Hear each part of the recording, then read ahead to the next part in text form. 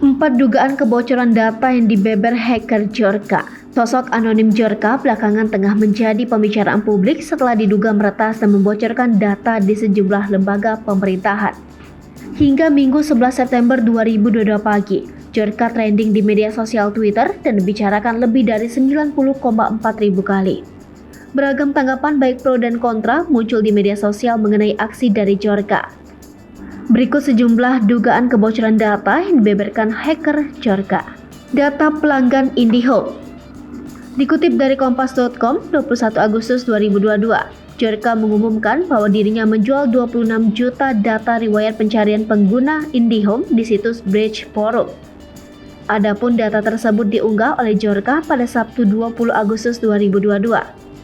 Rincian informasi yang diduga milik pelanggan IndiHome ini berisi domain, platform, browser, URL, Google Keyword, IP, resolusi layar, lokasi pengguna, email, gender, nama, NIK, dan sebagainya. Terkait hal ini, Vice President Corporate Communication Telkom, Pujo Pramono mengatakan, Telkom sedang memeriksa data 26 juta pelanggan IndiHome yang diduga bocor. Data registrasi SIM card. Pada 31 Agustus 2022, Djorka di Bridge Forum kembali mengklaim mengenai pihaknya yang memiliki file terkompresi sebesar 18 GB berisi data-data kartu SIM dari pelanggan Indonesia. File tersebut menurutnya berisi 1,3 miliar data kartu SIM yang terdiri dari beberapa jenis data pelanggan, seperti data nomor telepon, nomor KTP, NIK, informasi nama operator seluler, serta tanggal registrasi nomor telepon. Djorka sendiri menjual data kartu SIM ini dengan harga 745 juta rupiah dengan metode pembayaran menggunakan mata uang kripto Bitcoin atau Ethereum. Terkait ini, Kominfo membantah bahwa masalah kebocoran data datang dari kesalahan sistem internal. Kominfo mengklaim pihaknya tidak punya database registrasi kartu SIM. Data KPU Republik Indonesia. Pada 6 September 2022, Djorka kembali membeberkan mengenai adanya kebocoran data sekitar 105 juta penduduk Indonesia. Adapun, Djorka kembali menjual data tersebut di forum online Bridge Forum. Djorka menyebut bahwa sumber kebocoran data ini diklaim berasal dari Komisi Pemilihan Umum Republik Indonesia. Dalam kebocoran data yang diklaim dari KPU RI ini, Djorka mengaku memiliki data 105.3.428 penduduk, meliputi data NIK, KK, nama lengkap, tempat dan tanggal lahir, jenis kelamin, alamat, dan usia. Data ini disimpan dalam file berukuran 20 GB atau 4 GB setelah dikompres. Untuk membuktikan keaslian data, Djorka memberikan sekitar 2 juta sampel data gratis.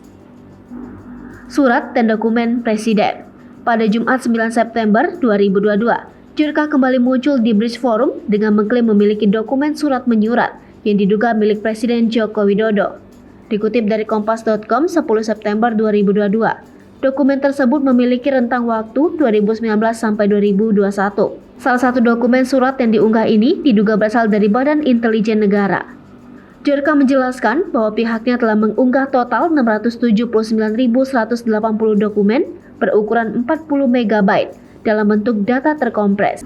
Sejumlah contoh dokumen juga dicantumkan dalam unggahan yang diberi judul antara lain permohonan dukungan sarana dan prasarana, surat rahasia kepada Presiden dalam amplop tertutup, dan gladi bersih dan pelaksanaan upacara bendera pada peringatan HUT ke-74 Proklamasi Kemerdekaan RI tahun 2019.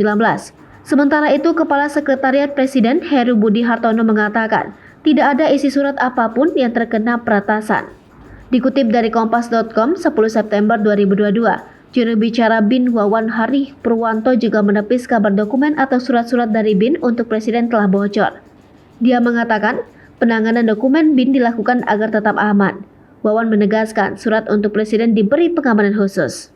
Hai pemirsa Sri Popo TV, jangan lupa komen, like, dan subscribe, serta tonton terus berita-berita terupdate lainnya ya.